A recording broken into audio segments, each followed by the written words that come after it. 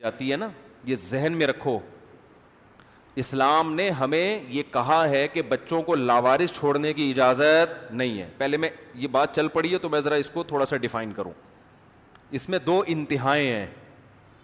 کچھ لوگ تو بچوں کے لیے کچھ کرتے ہی نہیں ہیں, کچھ لوگ اتنا کچھ کرتے ہیں کہ یہ سوچتے ہی نہیں کہ ہم بھی کسی کے بچے ہیں, پہلے اپنے لیے تو کرو. سب کچھ بچوں ہی کے لیے, یعنی جو ان کی کھانے پینے کی عمر, لائف کو انجوائے کرنے کی عمر, وہ بھی برباد کر دیتے ہیں. کس کی خاطر؟ بچوں کی خاطر. تو ان کے بچے بھی پھر بیوقوف ہوتے ہیں, وہ بھی ابا کے پیسوں سے لائف کو انجوائے نہیں کرتے بلکہ فوراً اپنے بچوں کی فکر میں لگ جاتے ہیں, اور یہ سلسلہ چلتا رہتا ہے. جیسے ایک نے تھپڑ لگایا دوسرے کو. ہم جب اسکول میں پڑھتے تھے نا, تو اسکول تو پتہ ہے شرارتیں طبیعت سے ہوتی ہیں اسکولوں میں, تو ہم کیا کرتے تھے, صبح پرے میں نا لائن میں لگے ہوئے ہیں, تو ایک شرارتی کیا کرتا تھا, اگلے والے کو ایک چانٹا لگاتا تھا. وہ غصے سے پیچھے دیکھتا تھا, کہتا آگے پارسل کر دے. جب وہ غصے سے پیچھے دیکھتا تھا نا, تو نے تھپڑ کیوں مارا, تو اس کو کہتے تھے غصہ آ رہا نا, آگے پارسل کر دے. تو وہ آگے والے کو لگاتا تھا. وہ غصے سے پیچھے دیکھتا تھا تو کہتے آگے پارسل کر دے. ٹھیک ہے نا. تو اسی طرح وہ پارسل وہ شرارت. تو والدین کیا کرتے ہیں, اتنی ٹینشن بچوں کی لیتے ہیں کہ ان کی فکر, ان کو فیوچر بنانا ہے, اپنا پیٹ کاٹنا شروع کر دیتے ہیں. نتیجہ یہ نکلتا ہے کہ وہ ٹینشن پارسل کہاں ہوتی ہے, بچوں کو. پھر بچے بھی لائف کو صحیح انجوائے نہیں کرتے, وہ فوراً اگلی نسل کا سوچنا شروع کر دیتے. یار کیا ہوگا, کیونکہ ایک آدمی کے لیے تو اتنا پیسہ ضروری نہیں ہے نا. ساری ٹینشن کہاں آتی ہے, یار ان کا کیا ہوگا. تو وہ ادھر ٹینشن, تو یہ قیامت تک چلے گی یہ ٹینشن. تو آپ کی نسل میں کوئی ایک آدمی بھی ایسا پیدا نہیں ہوگا جو تسلی سے بیٹھ کے کھائے گا. سمجھ میں نہیں آ رہی میرا خیال ہے. ایک آدمی بھی ایسا نہیں پیدا ہوگا اس خاندان میں جس کی یہ سوچ ہو کہ یار کوئی میں کھاؤں آرام سے, موج مستی والی زندگی, حلال حلال مزے اڑاؤں. ایک بھی پیدا نہیں ہوگا, وہ ٹینشن پارسل کرتا رہے گا. تو اس لیے اس میں دو انتہائیں ہیں. ایک انتہا یہ ہے کہ بالکل فکر نہ کرو, بچوں کے پاؤں میں پہننے کی چپلیں نہیں ہیں, کپڑے نہیں ہیں, ایجوکیشن ہے ہی نہیں بالکل, بس کھاؤ کھاؤ, سٹوں میں اڑا دیا, جوئے میں اڑا دیا. اور ایک ٹینشن یہ ہے کہ اتنی فکر کرو کہ قیامت تک ٹینشن لیس کوئی بچہ پیدا ہو ہی نہیں, وہ فکر ہی کرتے چلے جائیں. تو یاد رکھو ہمارے نبی صلی اللہ علیہ وسلم نے, میں جلدی سے دوبارہ اسی طرف آتا ہوں, یہ بات چل پڑی ہے تو مکمل کر دوں. نبی صلی اللہ علیہ وسلم نے ارشاد فرمایا, بدترین چیز جس پہ انسان کا پیسہ خرچ ہو وہ تعمیر ہے. ایک حدیث تو یہ ہو گئی, ساری حدیثوں کو لے کے چلنا ہے نا. بدترین چیز جس پہ انسان کا پیسہ خرچ ہو وہ کیا ہے, بولو نا بھائی, تعمیر. حالانکہ ہم کہتے ہیں بہترین چیز جس پہ پیسہ خرچ ہو وہ کیا ہے, تعمیر, کنسٹرکشن. سب سے زیادہ عقل مند وہ سمجھا جاتا ہے جس نے پراپرٹی میں پیسہ لگایا ہوا ہے. جو گلے گنڈے کھا رہے ہیں صبح شام پیسوں سے, پاگل, بے وقوف. زنگر برگر کھا رہا ہے, بے وقوف. زنگر برگر کے بجائے انڈے والا برگر پہ گزارا کر رہا ہے اور بحریہ ٹاؤن میں پلاٹ خرید رہا ہے. سلوٹ کریں گے لوگ اس کو. یہ ہیں کفایت شعار. انڈے والا برگر کھاتے ہیں اور پیسہ بچا کے, بولنے پہ پابندی ہے یار, پلاٹ خریدنے, انویسٹمنٹ. بھائی پراپرٹی بنا رہا ہے, لینڈ لارڈ بن رہا ہے, لینڈ لارڈ. تو یا بھائی یا تو ہم غلط ہیں یا معاذ اللہ نقل کفر, پیغمبر صلی اللہ علیہ وسلم کی بات غلط ہے. پیغمبر کی بات غلط ہو سکتی ہے؟ پیغمبر نے کیا فرمایا, بدترین چیز, یہ نہیں کہ حرام نہیں کہا, نا نا نا نا, حرام چیز نہیں ہے, ہے حلال, لیکن بدترین چیز جس پہ پیسہ خرچ ہو وہ کیا ہے, تعمیر. کیا ہے وہ, کیوں؟ اس کا فائدہ انسان اپنی زندگی میں اکثر نہیں اٹھاتا, اٹھاتا ہے تو پورا نہیں اٹھاتا. اسی بات کو نبی صلی اللہ علیہ وسلم نے ایک اور انداز سے بیان کیا. فرمایا یقول العبد, یار میں یہ باتیں آپ کو بتا رہا ہوں, اگر کھوپڑی میں آ گئی نا, دیکھو تمہاری آخرت نہ بنے نا, تمہاری دنیا بن جائے گی. آخرت بھی بنے گی انشاءاللہ, لیکن دنیا میں ایسے مزے کی زندگی گزرے گی کہ بس ہٹو بچوں ہو جائے گا. یہ جو ڈپریشن, اسٹریس اور ڈاکٹر اور وہ ٹینشن اور یہ سب ختم. اصل میں دنیا کو مسافر خانہ مانتے ہیں, سمجھنے کے لیے تیار نہیں ہے. لہذا ٹینشن میں عمل سے ثابت کرو میں دنیا کو مسافر خانہ مانتا ہوں، میں مانتا ہوں کہ سفر میں ہوں، رہنے کی جگہ نہیں ہے. پریکٹیکلی یہ کر کے دکھاؤ، پھر اللہ آپ کو سکون بھی دے گا، پھر زندگی میں مزے بھی ہوں گے. ایک چیز سفر ہے، اسی کو وطن بنا لیا تو ٹینشن میں آؤ گے کہ نہیں آؤ گے؟ W11 میں جا رہے ہو اور انہی سیٹوں سے دل لگا لیا، انہی جھالروں سے دل لگا لیا، یار کیسی چمک چھلوں کی طرح W11 چمک رہی ہے، وہ چمکتی بہت زبردست ہے، اور یار یہ کیا زبردست، تو بس اب میں تو اتروں گا ہی نہیں، میرا یار میں تو یہ سیٹ اب رینٹ پہ لے رہا ہوں، یہ میں سیٹ خرید رہا ہوں. تو پاگل پنے والی بات ہے نا، نیچر سے ہٹ گیا کہ نہیں ہٹ گیا؟ تو بھائی چاہے وہ کیسا ہی ہو، تو کتنا ہی خوبصورت ہو، سفر سے دل کبھی بھی نہیں لگایا جاتا، دل لگانے کی جگہ نہیں ہے. اتنا لگاؤ جتنا رہنا ہے بس. اللہ نے یہ بھی نہیں کہا کہ نفرت کرو، اتنا لگاؤ جتنا رہنا ہے. جیسے ٹرین میں کسی سے دوستی ہو گئی، ٹائم پاس، اتنی دوستی جتنا ٹرین میں یہ آپ کے ساتھ، اس نے ملتان اسٹیشن پہ اترنا ہے، آپ نے پشاور جانا ہے، ملتان تک کی دوستی بس. صحیح ہے نا؟ تھوڑا سا آؤ بھائی کیا حال ہے، کیا کرتے ہیں، سب سیٹ ہے نا، آپ ملتان رہتے ہیں ماشاءاللہ، کیا کرتے ہیں وہاں پہ، تھوڑا ٹائم پاس اچھا ہو جائے، بالکل ہی بور بیٹھے رہیں گے، سفر نہیں گزرے گا. اب ملتان آ گیا، وہ اتر رہا ہے، آپ کہیں ٹھیک ہے بھائی، افسوس تو ہو رہا ہے، ظاہر ہے تھوڑا بہت تو ہر انسان کسی سے دوستی ہوتی ہے، محبت ہو جاتی ہے، افسوس ہوا یار آپ بڑے اچھا ہمارا ٹائم گزرا، نائس ٹو میٹ یو، ٹھیک ہے نا. اور وہ جواب میں کہا ہے nice to meet you too. تھوڑا سا انگلش ماری، تھوڑا سا پنجابی مجھے اس موقع پہ نہیں آ رہی، کیا کہتے ہیں پنجابی میں اس کو، ملتان میں تو سرائی کی بولی جاتی ہے نا، تو کچھ بھی بول دیا جس سے وہ خوش ہو جائے، بس تھوڑا سا افسوس ہوگا یار اچھا آدمی تھا چلا گیا، ٹھیک ہے کوئی بات نہیں، کوئی دوسرا دیکھو بندہ بھائی، ہو سکتا ہے ملتان سے کوئی دوسرا کے بیٹھے، بس اس سے زیادہ دنیا کو فری کرانے کی ضرورت نہیں ہے. کیونکہ قرآن کہہ رہا ہے متاع الغرور، دھوکے کا گھر. یہ جتنے لوگ مر مر کے قبروں میں گئے ہیں، ان سب کو دنیا نے دھوکہ دیا کہ نہیں دیا؟ مجھے ایک بات بتاؤ. یہ سب جس دن مرے ہوں گے بولیں گے یہ کیا ہو گیا یار، ایک ہی رولہ پہ گیا، چودھری سٹا لے گیا. تھوڑی سی پنجابی آ نہیں رہی تھی، ابھی یاد آئی. ہم جب سرگودا میں بچپن میں جایا کرتے تھے، ہمارا ننیال ہے وہاں، تو الیکشن کے دنوں میں لکھا ہوتا ایک ہی رولہ پہ گیا، چودھری سٹا لے گیا. یعنی وہ چودھری نے خود لکھوایا ہوا ہوتا تھا، علاقے کے چودھری نے نا اپنی تعریف میں، کہ لوگوں تمہیں توقع نہیں تھی کہ میں جیتوں گا لیکن میں جیت گیا. تو اپنے مخالفین کو جلانے کے لیے لکھوایا ہوتا تھا ایک ہی رولہ پہ گیا تے چودھری سٹا لے گیا. گڈی نو سیٹ تے لاؤ، ٹھیک ہے نا. تو دھوکے جتنے لوگ دنیا سے مر کے گئے ہیں، ان کو زندہ کر کے پوچھو نا، کہیں گے یار ہم نے جس چیز میں ساری زندگی کھپائی، نتیجہ ککھ بھی نہیں آیا، نتیجہ یہ آیا ہے اتنی بھاری بھرکم سلوں کے نیچے پڑے ہوئے ہیں، اور ہماری جو پیچھے آل اولاد ہے لائف کو کیا کر رہی ہے، دبا کے انجوائے کر رہی ہے.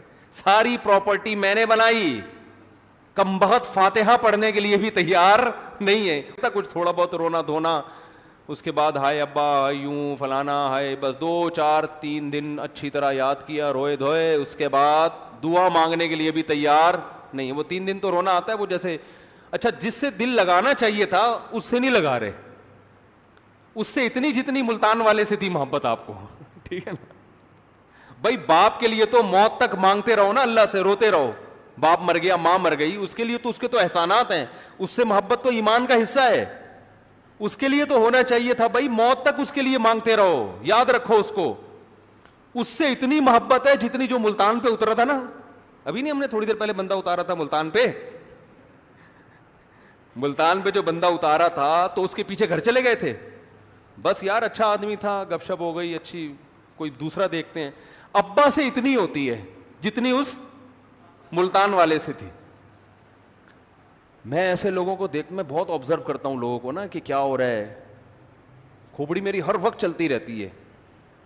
تو ایک صاحب کو میں نے دیکھا، میں نے کئی بار بیان میں یہ واقعہ بتایا ہے، ایسا رو رہے تھے ابا کے انتقال پر، کیونکہ اچانک والد صاحب کی ڈیتھ ہوئی، چوتھے دن ویلیاں لگاتے پھر رہے ہیں. بالکل بھول بھلائیاں. میں کہتے یار کتنا پرانا رشتہ باپ کا, کیسے جب سے بچے پیدا ہوتے ہیں نا, بلکہ پیدائش سے پہلے پریگننسی ہوتی ہے عورت کو, باپ ٹینشن اٹھانا شروع کر دیتا ہے کہ میرا بچہ ہے, بیوی کے علاج کی فکر کرے گا, اور جو ہے نا جو ہاسپٹل کا خرچہ ہے, پھر ویکسینیشن جو بھی ہمارے معاشرے میں چل رہا ہے, پھر ایجوکیشن, اور پھر اس کو چوٹ لگ گئی یہ ہو جائے گا, میرا بیٹا ہر جگہ.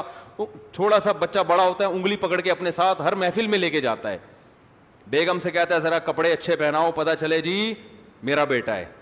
ہوتا ہے کہ نہیں ہوتا؟ ساری زندگی میرا بیٹا میرا بیٹا, ہر ایک کے ساتھ سامنے تعارف, یہ میرا بیٹا ہے, ان سے ملیے آپ. کتنا فخر کرتا ہے باپ, ماں بھی کرتی ہے باپ بھی. تعلیم پہ خرچ کیا, پھر جناب وہ ہوتے ہوتے ایک ٹائم لگتا ہے, نام ملا باپ سے, نسب ملا باپ سے, پہچان ملی باپ سے. قوم کیا ہے بھائی, میں پٹھان ہوں, میں پنجابی ہوں, میں سندھی ہوں. کیسے بھائی, ابا کی یہ قوم تھی, باپ نہ ہو تو قوم نہیں ہوتی. زبان ملی, قوم ملی, سب کچھ, اور ادھر ابا کا انتقال ہوا. 3-4 دن تھوڑا بہت روئے دھوئے گا, اس کے بعد کہے گا یار ابا کی یہ والی دکان میری, یہ والی تیری. اگر یہ سمجھ میں نہیں آتا تو وہ والی مجھے دے دے, یہ والی. ایسا ہی ہوتا ہے کہ نہیں ہوتا, یہ والی تو لے لے. بیٹھ کے کھا رہے ہوتے ہیں. تو ابا قبر میں کیا سوچتے ہوں گے؟ تو میں کہہ رہا تھا نا, جو مر گئے ہیں نا ان لوگوں سے جا کے پوچھو کہ قرآن نے جو کہا تھا یہ دنیا دھوکے کا گھر ہے, صحیح کہا تھا؟ کہیں گے بالکل صحیح کہا تھا, لیکن اس وقت ہماری سمجھ میں آ نہیں رہا تھا, سمجھ میں نہیں آ رہا تھا اس وقت. اب ہم یہاں پڑھے ہوئے ہیں, بچے وہ بھی دیندار بچے ہوتے ہیں جو بھائی دعائیں کرتے ہیں ابا کے لیے, صدقہ جاریہ, کوئی کنواں کھدوا رہا ہے, کوئی مسجد بنوا رہا ہے, یہ بھی دیندار لوگ ہوتے ہیں. وہ بھی آج کل تو دینداروں میں بھی کنجوسی اتنی ہے کہ ابا کے لیے بھی اتنا کچھ ابا نے چھوڑا تو کریں گے اتنا تھوڑا سا ابا کے لیے, بہت تھوڑا سا کر رہے ہوتے ہیں ابا کے لیے. میں کہتا ہوں کچھ نہیں کرو, دعا تو مانگ لیا کرو تسلی سے بھائی. دعا مانگتے ہوئے پتہ نہیں کیا مسئلہ ہو رہا ہوتا ہے, دعا ہی نہیں مانگی جا رہی ہوتی. یہ اللہ کی طرف سے توفیق سلب ہوتی ہے. صحابہ کرام کو جو سب سے بڑی نعمت ملی تھی نا, نیک صالح اولادیں, انہیں پتہ تھا ہماری اولاد ہمارے لیے دعائیں مانگے گی. میں ایک بزرگ کا واقعہ اکثر سنایا کرتا ہوں نا.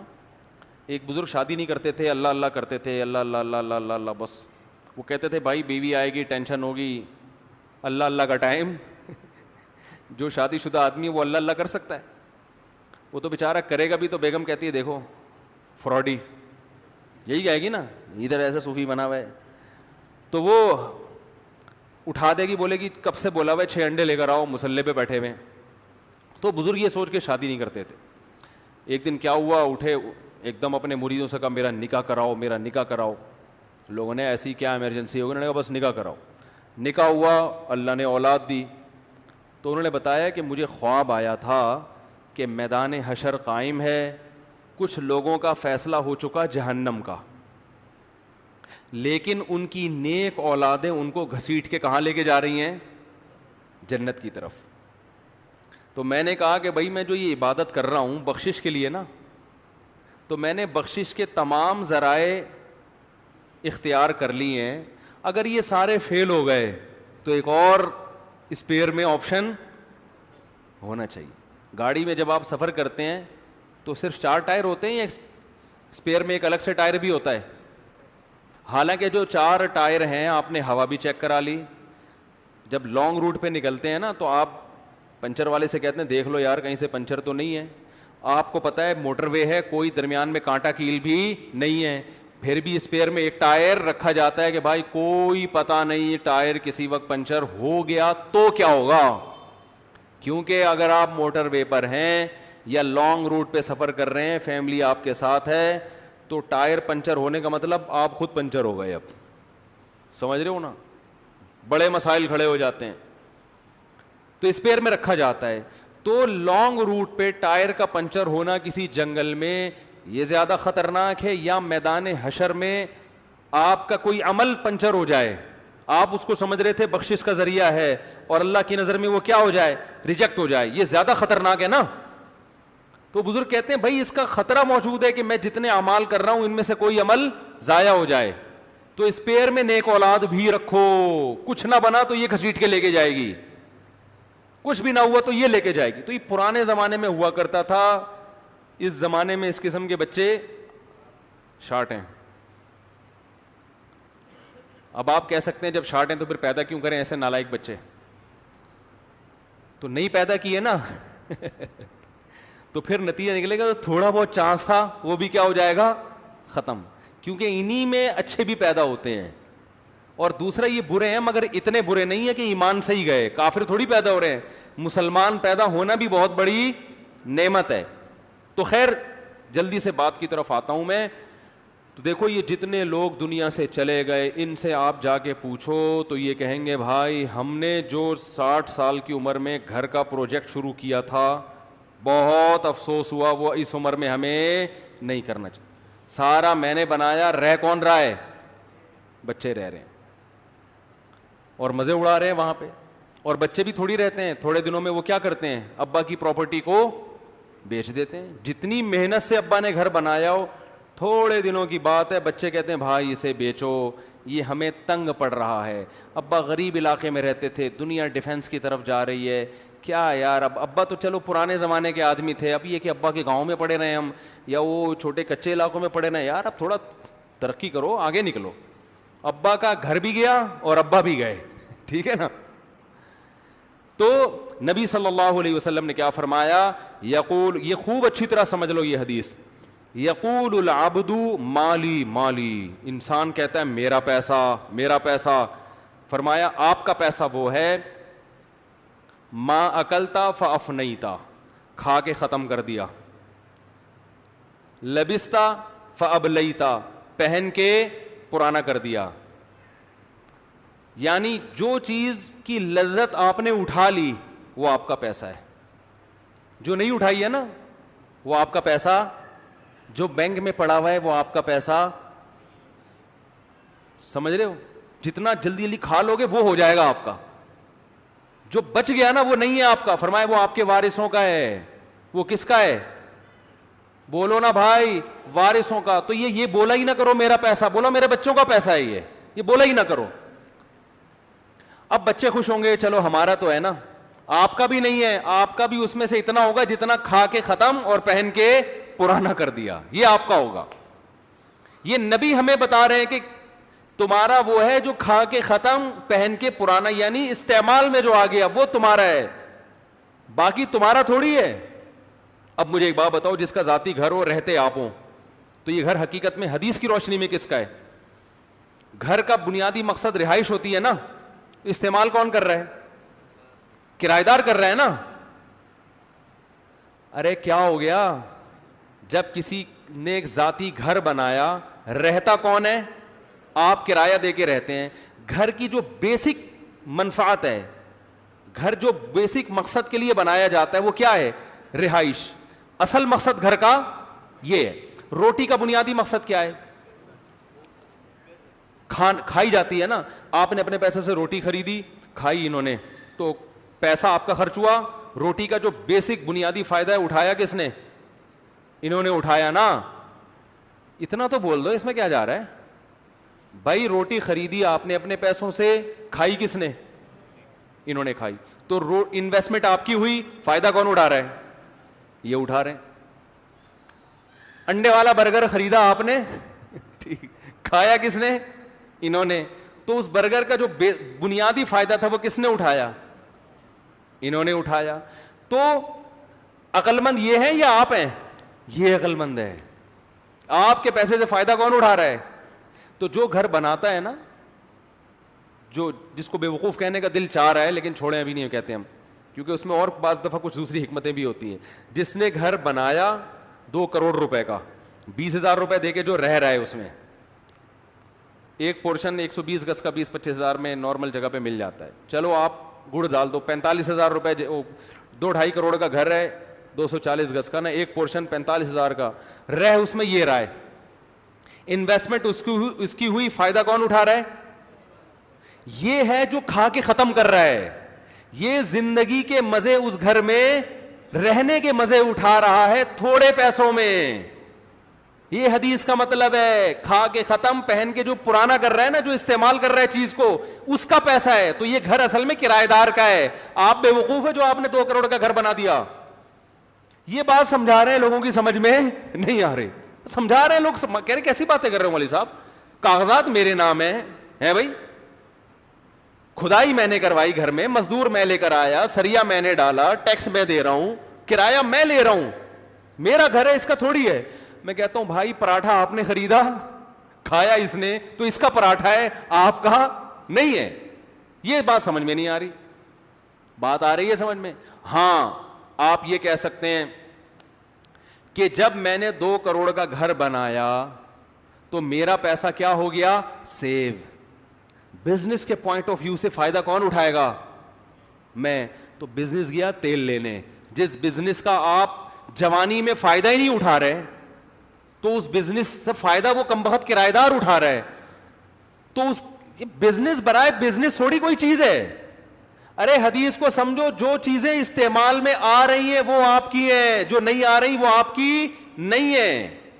تو استعمال میں تو اس کم بخت کی آ رہی ہیں جو رہ رہے یہاں پہ, سمجھ رہے ہو؟ نہیں آ رہی سمجھ میں تو رہنے دو, جیسے چل رہے ہو چلتے رہو, ٹینشن نہ لو. کرایہ دار کو چاہیے زیادہ مزے میں ہے, وہ بولے یار کم بخت تو نے 3-4 کروڑ میں یہ گھر بنایا, میں تو سوچ ہی نہیں سکتا تھا. رہتا کون ہے؟ میں بھی کرائے کے گھر پہ رہتا ہوں. مالک مکان کو بولتا ہوں یار بڑا زبردست, ٹینشن بھی تم نے اٹھائی, مزدور بھی تم لے کر آئے, اور اس گھر میں کچھ ہو گیا تو بھی تمہاری ٹینشن ہے. ہم تو فوراً پتلی گلی سے نکل لیں گے. بھائی دیواریں گل رہی ہیں, دروازہ خراب ہو رہا ہے, دیمک لگ رہی ہے, نکل بھائی یہاں سے. ٹینشن کس کی ہے؟ مالک تو مزے میں تو خدا کی قسم میں ہوں. الحمدللہ میں تو روزانہ اللہ کا اتنا شکر ادا کرتا ہوں, اللہ تیرا کتنا فضل ہے, کیونکہ میرے پاس تو اتنا پیسہ نہیں تھا کہ میں اتنا بڑا گھر بنا لوں. اللہ, پیسہ جس کے پاس تھا اس کے بجائے رہتا کون ہے؟ میں رہتا ہوں. تو جو رہنے کی منفعت ہے وہ تو میں اٹھا رہا ہوں نا. اس سے زیادہ اور مزے کیا چاہیے بھائی؟ ارے پراٹھا اس نے خریدا, کھا آپ رہے ہو. جی کچھ سوال پوچھنے. ہاں بڑا پیارا, یہ میں آ رہا تھا, یہ سوال ابھی میں خود اٹھانے والا تھا کہ مالک مکان کرایہ کھا رہا ہے نا, یہی سوال ہے نا کہ بھائی آپ اس مکان میں رہنے کی لذت حاصل کر رہے ہیں, لیکن کرائے کے مزے کون اٹھا رہا ہے؟ ارے بولو نا یار, مالک مکان. یہ میں خود ابھی سوال اٹھانے والا تھا. میں کوشش کرتا ہوں جتنے اشکالات ہو رہے ہیں نا ان کو میں خود اٹھا کے جواب دوں, لیکن اچھا ہوا آپ نے پہلے پوچھ لیا. دیکھو مکان کی جو بیس ہے نا وہ کرایہ لینا نہیں ہے.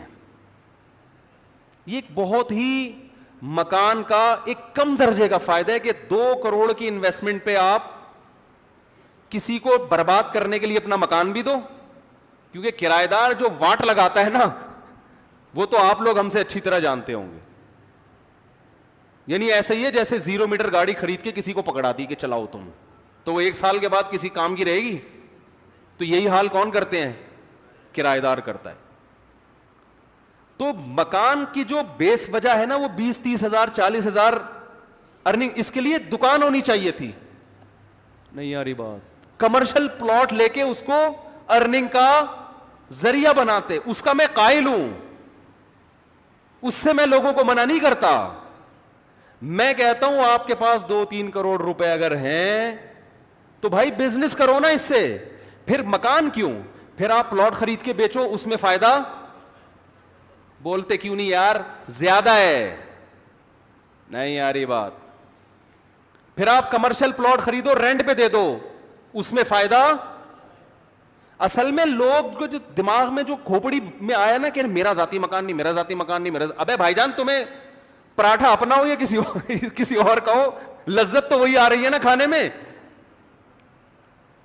اس پہ ٹینشن میں آ رہے میرا مکان نہیں, میرا مکان اپنا تو اپنا ہی ہوتا ہے بھائی. اپنا تو کیوں, اپنے میں کیا وہ کوئی اور قسم کا پنکھا لگا ہوتا ہے؟ اس میں جاپان کے پنکھے لگے ہوتے ہیں. ہوا سارے پنکھے ایک جیسی دیتے ہیں. مکان کی بنیادی مقصد ہے آپ کو سب سے پہلے تحفظ دے. آپ 4 دیواری کے اندر کھلا کھائے تے ننگا, معذرت کے ساتھ یہ ابیوز لینگویج, کھلا کھائیں تے. دیکھو میں سفر میں جاتا ہوں نا, چاہے دنیا کا حسین ترین ملک ہو, لیکن میں واپس بھاگنے کی کوشش کرتا ہوں, کیونکہ جو اپنے پلنگ پہ لیٹتا ہے نا آدمی ٹانگیں چوڑی کر کے مزے سے, وہ مزہ دنیا میں کہیں نہیں آتا. تو اب گھر کا بنیادی مقصد یہ ہے. اپنے بیوی بچے ہوتے ہیں, آدمی آرام سے سکون سے. ایسا ہی ہے نا, تو کرائے کے گھر میں بھی ہے. کوئی مالک مکان آ کے دیکھ تھوڑی ادھر ٹانگیں تھوڑی کم چوڑی کرو, ایسے پھیلا کے لیٹا, تیرے باپ کا بستر ہے کیا؟ یہ کرتا ہے مالک مکان؟ یہ ٹینشن لیتا ہے تھوڑا سمٹ. بھائی جب اپنے گھر میں آئے, کرائے دے رہے ہیں نا مالک مکان, اب مالک مکان بیل بجا کے آئے گا. بھائی ہمارے گھر کا اگر مالک مکان آئے مجھ سے ملنے کے لیے, بیل بجائے گا, پوچھوں گا خیریت, مفتی صاحب آپ سے ملاقات کریں, ادھر مسجد میں بیٹھے ہیں, ادھر ہی آ رہا ہوں میں.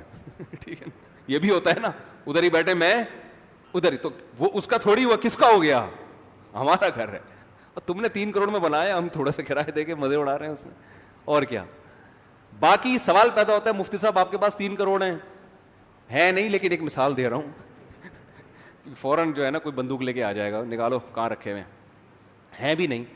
تو اس کا طریقہ کیا ہے کہ آپ کیا کریں, اس سے بزنس کریں. پیسہ کمانا منع نہیں ہے, یاد رکھو. اچھی نیت سے جتنا کماؤ گے اتنا ثواب زیادہ ملے گا. ہم کہہ رہے ہیں ان دیواروں اینٹوں سے دل مت لگاؤ. پیسہ کمانے میں فائدہ یہ ہوگا کہ جتنا اچھا کھا رہے ہو اور اچھا کھاؤ گے, جتنا اچھا پہن رہے ہو, بولو نا, اور اچھا پہنو گے, جتنی اچھی سواری ہے اور اچھی, اتنی اچھی پہ آ جاؤ گے کہ میرے شیخ نے کویت کے شہزادے سے گاڑی خریدی تھی, ایک دن آئے گا آپ محمد بن سلمان سے گاڑی خرید کے چلا رہے ہو. پابندی نہیں ہے گورنمنٹ کی طرف سے باتیں کرنے پر, ٹھیک ہے نا, کوئی کسی بھی ٹائم پہ کوئی بھی بات کر سکتا ہے. ایک مثال دے رہا ہوں, گاڑی استعمال میں آ رہی ہے نا, چل رہی ہے, آپ کہہ سکتے ہیں اس میں بھی رینٹ, تو رینٹ کی گاڑی میں بار بار وہاں جا کے لینا جو ہے نا ٹینشن والا کام ہے. ٹھیک ہے, وہ ایسی چیزیں جو چلتی ہے نا ہر وقت, وہ اپنے کنٹرول میں ہونی چاہیے, وہ اپنے کنٹرول میں. اس لیے میں کہتا ہوں گاڑی خریدو بھائی. تو پیسہ اگر بزنس کرنا ہے نا, اور بزنس بھی جب کرنا ہے پہلے اچھا کھا لیا, اچھا پہن لیا, اب اضافی ہے. اچھا پھر بزنس کا فائدہ یہ ہوگا کہ جب پیسہ آئے گا تو صدقہ خیرات بھی بہت. آپ صلی اللہ علیہ وسلم نے فرمایا کہ اتنی اسلام میں مال کمانے کی ترغیب ہے اگر صحیح نیت سے ہو. ایک حدیث جب میں نے بچپن میں سنی تھی, میں نے کہا بھائی یہ تو ایسی حدیث ہے کہ اس میں تو بہت زیادہ ترغیب ہے پیسہ کمانے کی, بشرطے کہ نیت کیا ہو, عیاشی نیت نہ ہو کہ بھائی عیاشی کروں گا, شراب پیوں گا, یہ نیت اچھی ہو, دنیا کو مسافر خانہ سمجھتا ہو, پھر اسلام میں پیسہ کمانا فضیلت کی چیز ہے. کیوں؟ نبی صلی اللہ علیہ وسلم نے ایک حدیث میں ارشاد فرمایا کہ کچھ صحابی نبی صلی اللہ علیہ وسلم کے پاس آئے, عرض کیا یا رسول اللہ ذهب اہل الدثور بالاجور, یا رسول اللہ جو مالدار صحابہ تھے وہ ثواب میں ہم پہ سبقت لے گئے, وہ تو آخرت میں ہم سے آگے نکل گئے. آپ صلی اللہ علیہ وسلم فرمایا کیوں؟ انہوں نے فرمایا یا رسول اللہ ہم بھی روزے رکھتے ہیں, مالدار صحابہ بھی روزے رکھتے ہیں. حضرت عمر, یہ جو حضرت عثمان تھے نا, ہمارے یہاں جامع رشید میں پوری کیلکولیشن کی گئی, جو مالدار صحابہ تھے ان کے اثاثے کتنے تھے, 5 ارب روپے, جو اس زمانے کے لحاظ سے ان لوگوں کے اثاثے تھے. ایسے ہی تھوڑی انہوں نے جہاد میں اتنا مال لا کے دیا ہے. 100 اونٹ ایک وقت میں حضرت عثمان جہاد میں دے رہے ہیں, تو پیچھے کتنا ہوگا کہ وہ بزنس بھی چلتا رہے.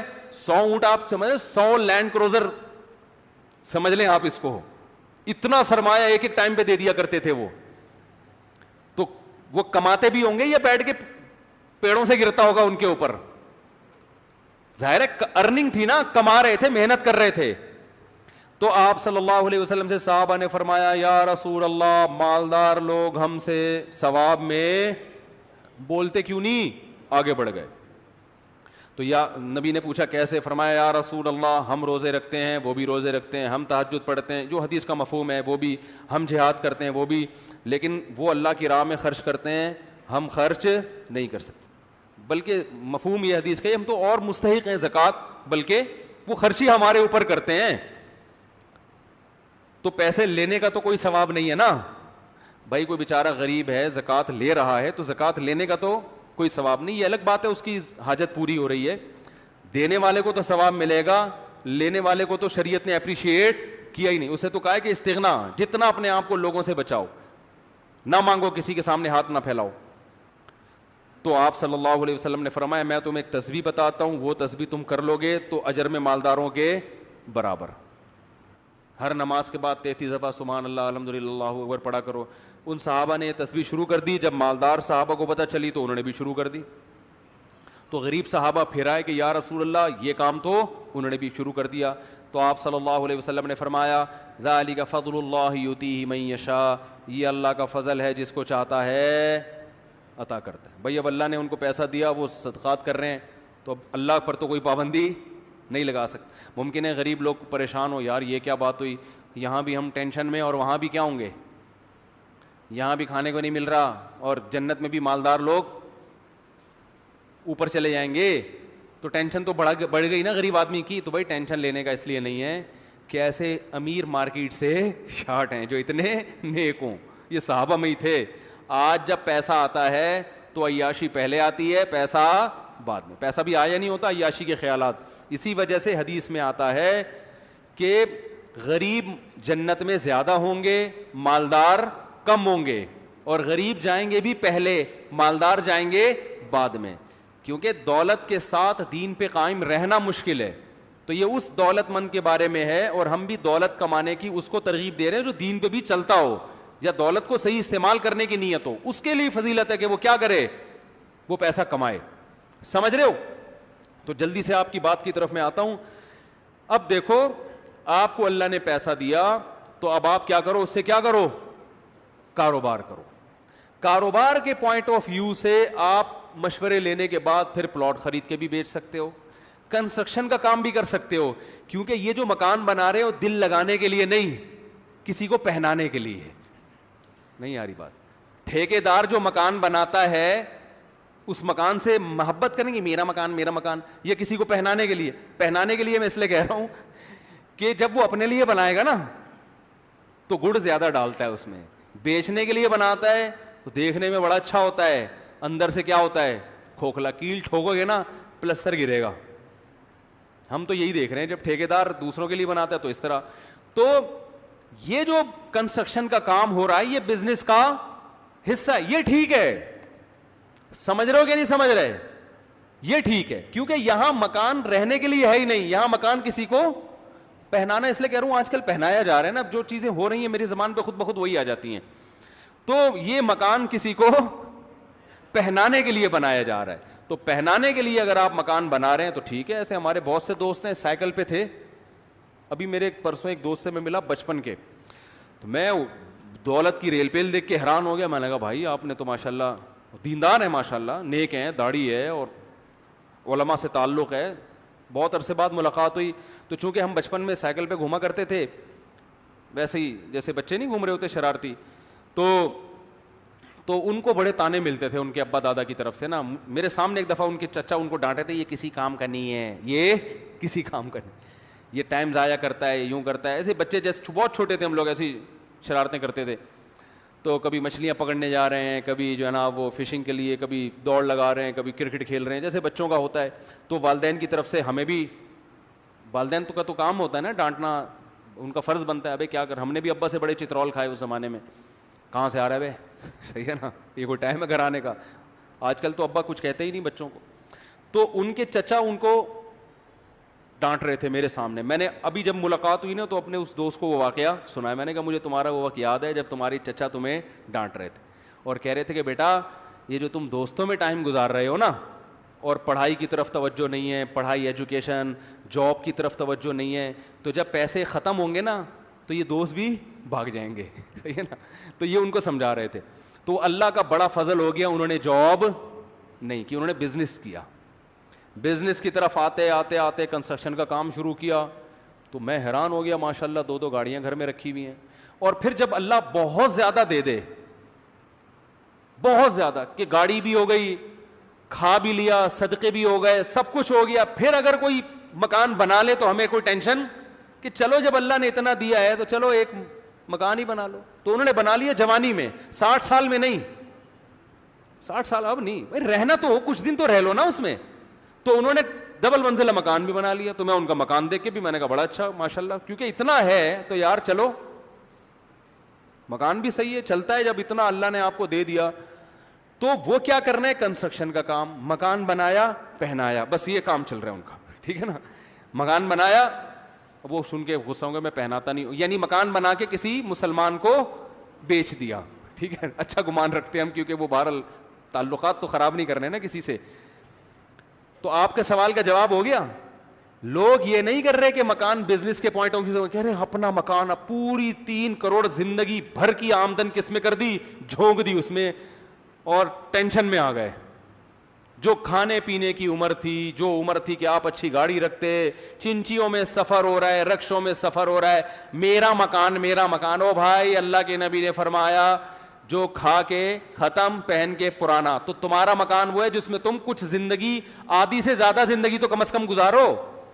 آدھی سے زیادہ زندگی بھی اگر اپنے گھر میں گزر جائے تو ہم کہتے ہیں رہنے کی لذت حاصل کر لی. اور 40 سال کا مطلب ہے کہ آدھی سے زیادہ گزر چکی ہے. چونکہ قبرستان میں میتوں کا, جو قبرستان جانے کی ضرورت ہے, مجھ سے پوچھ لو نا, میں جنازے پڑھاتا ہوں. 80 سال کا جنازہ 1 سال ہو گیا ہوگا, میں نے اب تک درجنوں سینکڑوں تو شاید مبالغہ ہو جائے, درجنوں جنازے پڑھائے ہیں, ابھی تک 80 سال والا ایک بھی نہیں آیا. 60 65 40 25 35 یہ مارکیٹ میں چل رہا ہے. جو مرنے کا ریٹ چل رہا ہے نا, جس ایج میں مر رہے ہیں, ابھی کچھ دن پہلے 35 سال کے نوجوان کا پڑھایا, اب پتہ نہیں کورونا سے ہوا تھا یا ویسے ہی ہو گیا, اللہ ہی بہتر جانے. 35 سال کے پڑھا, 45 50 60 65 یہ چل رہا ہے. 80 والے بھائی اب گئے, 80 والے نہیں ہیں اب, تو بہت کم ہے, بہت ہی کم. تو 40 سال کا مطلب آپ کی آدھی سے زیادہ زندگی گزر گئی. اب گھر بنا رہے اگر ہو بزنس کے پوائنٹ آف ویو سے بھائی بنا رہے ہو, پھر تو ٹھیک ہے, بناتے ہی کسی کو پہلی فرصت میں پہنا دو, ٹھیک ہے, پھر تو ٹھیک. یا اس نیت سے بنا رہے ہو کہ آپ 40 سال کے بعد اب بہت اچھا کھا بھی سکتے ہو, پی بھی سکتے ہو, بہت اچھی حالت آپ کی ہو گئی ہے, اب آپ کے پاس فالتو پیسہ بہت ہے, تو آپ کہہ رہے ہو چلو میں جب مروں گا تو بچوں کے پاس کوئی پیسہ ہو جس سے وہ بزنس کر سکیں یا کوئی اچھی لائف گزار سکیں, تو چلو پیسہ اب انویسٹ کرنے کے لیے پلاٹ یا مکان, دونوں چیزیں میں کچھ بھی لیا جا, پلاٹ بھی لیا جا سکتا ہے, اور لیکن یہ اس اسٹیج پہ پہنچنے کے بعد, جس اسٹیج پہ میں نے اپنے دوست کا واقعہ سنایا وہ پہنچ چکا, اس اسٹیج پہ پہنچنے کے بعد بہت اللہ نے دیا ہے, تو بھائی ٹھیک ہے چلو یار اب کھا ہی رہے ہیں تو اچھا ہے, بچوں کو میں مروں گا تو. وہ حدیث میں آتا ہے, ایک مالدار صحابی تھے نا جابر بن عبداللہ, انہوں نے عرض کیا, جو ان کے جب بیماری تھی تو ان کو یہ خیال ہو گیا تھا کہ اب میں بیماری میں دنیا سے چلا جاؤں گا, تو آپ صلی اللہ علیہ وسلم عیادت کے لیے گئے, تو انہوں نے عرض کیا یا رسول اللہ میں تو دنیا سے جا رہا ہوں, تو میں اپنا پورا مال صدقہ کر رہا ہوں. آپ صلی اللہ علیہ وسلم نے فرمایا نہیں, کم کرو, اپنی اولاد کے لیے چھوڑو. فرمایا یا رسول اللہ ٹھیک ہے, میں پھر آدھا اپنی اولاد کے لیے چھوڑتا ہوں اور آدھا صدقہ. آپ نے فرمایا نا نا نا نا, اور کم کرو, اور کم کرو. تو انہوں نے کہا یا رسول اللہ 1/3 1/3 33.3% یہ میں صدقہ کر رہا ہوں, اور 66.6% کس کے لیے چھوڑ کے جا رہا ہوں, اولاد کے لیے. مالدار صحابی تھے جابر بن عبداللہ. تو آپ نے فرمایا یہ بھی زیادہ ہے, 1/3 بھی, لیکن یہ اس کی اجازت دے دی. اس لیے علماء کہتے ہیں نا 1/3 سے زیادہ آپ وصیت نہیں کر سکتے. تو پھر آپ نے فرمایا انکا ان تذر ولدک اغنیاء خیر من ان تذرہم عالۃ یتکففون الناس. فرمایا کہ تم اپنی اولاد کو اس حال میں چھوڑ کے جاؤ کہ لوگوں کے سامنے بھیک مانگتے پھریں, اس سے بہتر ہے کہ اس حال میں چھوڑ کے جاؤ کہ استغنا کے ساتھ بولو بھائی زندگی گزارے. بات آ رہی ہے تو پہلے خود استغنا کے ساتھ کھایا پیا, حلال خرچ کیا, اضافی ہو رہا ہے تو کس کے لیے بولو بھائی, اس میں مکان بھی ہو سکتا ہے, اس میں پلاٹ بھی چھوڑا جا سکتا ہے, اور اس میں کھوپڑی استعمال کر کے چھوڑا کرو. بات نہیں آ رہی سمجھ میں, کیونکہ اب آپ کا بنیادی مقصد رہنا نہیں ہے, رہنا تو وہ کرایہ والا ہو گیا حساب کتاب. اب بنیادی مقصد ہے کہ یار جب اللہ نے مجھے اتنا دیا ہے تو بچے رولے نہیں. میں نے بہت سے لوگوں کو دیکھا ہے ایسی حالت میں جاتے ہیں کہ بچے بیچاروں کے چپل خریدنے کے پیسے نہیں ہوتے, یہ غلط ہے. تو بچے رولے نہیں, اور پھر بیوی بھی بیوہ ہو رہی ہے, آج کل بیوہ عورت کا پوچھنے والا کوئی نہیں ہوتا, تو یہ بیچاری کہاں جائے گی؟ تو اس کے لیے سوچ سمجھ کے پہلے سے ایک پلان بنا کے انتظام کر دیا جائے, اور پھر بے فکر ہو جاؤ. ہر وقت پھر اسی میں نہ گھسے رہو, یہ پیسہ یہ ایک دفعہ پلان بنا دیا بھائی میرے مرنے کے بعد اگر میں پہلے مر گیا, اور زیادہ چانس اسی کا ہے کہ آپ کی بیگم سے پہلے کون مرے گا؟ بولو نا بھائی, کیونکہ میرے یہ بھی جنازے پڑھا بیوہ عورتیں زیادہ ہو رہی ہیں, حقیقت ہے, پتہ نہیں اس کی وجہ اللہ ہی بہتر جانے, یا تو خواتین کے اخلاق اتنے اچھے ہیں کہ وہ مرد پہلے چاہتا ہے کہ میں پہلے آ رہا عافیت کے ساتھ, یا اور بھی وجوہات ہو سکتی ہیں, یہ مجھے نہیں, میں کسی پہ الزام نہیں لگا رہا, لیکن بہرحال مردوں کے مرنے کا جو پہلے مرتے ہیں, شادی شدہ آدمی میں مرد پہلے مرتا ہے, بیگم کہتی ہے آپ پہلے چلیں میں آ رہی ہوں, ٹھیک ہے نا, آپ پہلے پہنچے میں تھوڑا سا لیٹ آؤں گی, ٹھیک ہے نا. تو اس میں انسان یہ سوچ سکتا ہے کہ بھائی میں جب اس کنڈیشن میں اور یہ تو یاد رکھو, یہ بڑھاپے کا انتظار مت کرو, اس کے لیے بڑھاپے کا انتظار, اس کے لیے ابھی سوچو, اس ٹائم آپ اگر مر گئے ابھی, آپ کہتے ہوں گے نا میں پتہ کیا سوچ کے, میں یہ سوچتا ہوں میں ابھی مر گیا تو بچوں کا کیا ہوگا, حالانکہ میں کتنی دنیا کے مسافر خانہ ہونے کی باتیں کرتا رہتا ہوں نا میں, لیکن اب فکر میں لگا رہتا ہوں, جتنے وسائل, ٹینشن نہیں لینی ہے, کیا پیٹ کاٹنا شروع کر دے بھائی, جس اللہ نے ہمیں کھلایا وہ ہمارے بعد بچوں کو بھی کھلائے گا. تو اس لیے اللہ نے کہا نہیں ہے تو ٹینشن نہ لو, ہے تو پھر ضائع مت کرو, دونوں آپشن دیے نا ہمیں, نہیں ہے تو ٹینشن تھوڑی نہیں ہے. اب رکشا چلا رہا ہے, آمدن ہے نہیں بیچارے کی, وہ ٹینشن لے رہا ہے میں مر گیا تو ابھی بھی بچوں کا کیا ہوگا, اس ٹینشن سے تو واقعی مرے گا, او بھائی اس کے لیے پھر کچھ اور سوچ لو, رشتہ داروں کو وصیت کر جاؤ بھائی میرے پاس تو ہے نہیں اور میں بچا نہیں سکتا, بچاؤں گا تو کھانے پینے سے بھی جائیں گے, تو پھر پہلے کھانا پینا, پھر توکل ہے, پھر کیا ہے اللہ پہ اعتماد. بھائی اللہ ہے, جس اللہ نے ہمیں کھلایا پلایا, دیکھو ہمارے ابا نے ہمارے لیے اتنا کچھ چھوڑا تھا, یہ سوچ کے کہ میں مر گیا تو بچوں کا کیا ہوگا, چھوڑا, بچوں نے نا تجربے کاری میں کوئی سبزی والے کو پکڑا دیا, کوئی, میں اپنے اس بچے کی بات کر رہا ہوں جو بیٹھا ہوا ہے, اس کو پکڑا دیا, اس آدمی نے کہا میں آپ کے بزنس کو ایسا چلاؤں گا ڈبل کر کے, غائب. وہ تو میں واقعہ سناتا رہتا ہوں نا, تو ہمارے ابا کی جتنا ابا نے ہمارے لیے چھوڑا تو وہ سارا ہم نے ناتجربے کاری میں اڑا دیا. ابا نے اپنی ذمہ داری پوری کر لی تھی, انہوں نے خود اچھا کھایا, اچھا پہنے, جو بچا وہ اولاد, صدقہ خیرات بھی ہمارے والد اللہ جزائے خیر دے بہت کی, مسجد بنائی انہوں نے, بہت صدقہ تو خیرات بھی کرتے تھے. تو پھر ٹھیک ہے جب اتنا ہے تو بچوں کے لیے بھی کچھ چھوڑ دیا, تجربہ نہیں تھا, اور اللہ نے ہم سے ضائع اس لیے کروایا یہ بتانے کے لیے کہ میں کھلانا چاہوں گا تو کچھ بھی نہیں ہوگا, پھر بھی کھلا دوں گا.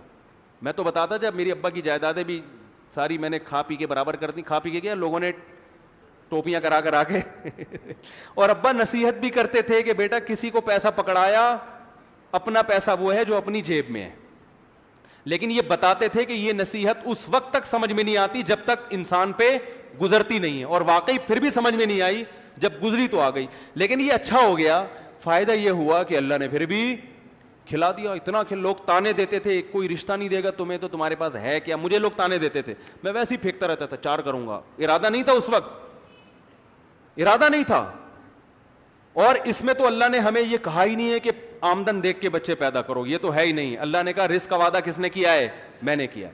تو میری تو کچھ آمدن نہیں تھی, بچے بھی پیدا ہو رہے تھے, اب اللہ کا شکر ہے کھا بھی رہے ہیں اور پی بھی رہے ہیں, بچے بھی اسکول, اللہ نظر بس سے بچائے, مزے ہیں. تو وہ یہ اللہ نے بتا دیا کہ اسباب اختیار کرنے ہیں جتنی گنجائش ہے, نظر کس پہ کر رکھنی ہے, اللہ پہ. تو غریب آدمی کو بھی تسلی دے دی کہ بھائی تمہارے پاس نہیں ہے تو ٹینشن مت لو, ٹینشن مت لو, جس اللہ نے تمہیں کھلایا ہے نا ان کو بھی کھلا دے گا. امیر کو نبی نے بتا دیا, جابر بن عبداللہ کو, کہ بھائی جب ہے اڑانا نہیں ہے, ان بچوں کا بھی خیال کرنا ہے. اب خیال کیسے کرنا ہے, اس میں پلان کرنا ہے, لوگوں کے تانے میں نہیں جانا کہ ذاتی گھر نہیں ہے, ذاتی گھر, نہ, اس میں پلان کرنا ہے. پلان ایسے کرنا ہے, ماہرین سے ملنا ہے, یار کم سے کم انویسٹمنٹ میں بچوں کے لیے زیادہ سے زیادہ پروفٹ کیسے چھوڑ کے جا سکتا. تو بعض دفعہ وہ مشورہ دے گا بھائی گھر بنانے میں گھر کی قیمت اتنی اسپیڈ سے نہیں بڑھتی جتنی پلاٹ کی, تو کوئی اچھا اسٹیٹ ایجنٹ ملے اس سے مشورہ لو, پلاٹ خرید کے ڈال دو. اور پھر یہ ہے کہ ایسا پلاٹ لے لو قسطوں پہ لے لو, کیا خیال ہے بھائی جان. اور اگر گھر ہی کھوپڑی میں سمجھ میں آ رہا ہے, بعض لوگوں کو گھر خریدنا آسان ہوتا ہے, پلاٹ خریدنا مشکل, ان کے اتنے تعلقات نہیں ہیں گھر میں, بعض لوگ قسطوں پہ گھر لیتے ہیں تو اس نیت سے کہ گھر کا جو کرایہ آئے گا اسی سے قسطیں پوری ہو جائیں گی. تو ایسے آدمی کے لیے بھی گھر لینا کیا ہے, کیا ہو گیا بھائی جان, ٹھیک ہے نا, ایسے آدمی کے لیے تو ٹھیک ہے, جب اتنا دیا اللہ نے تو یہ بھی, تو ایسے ہنسی خوشی سے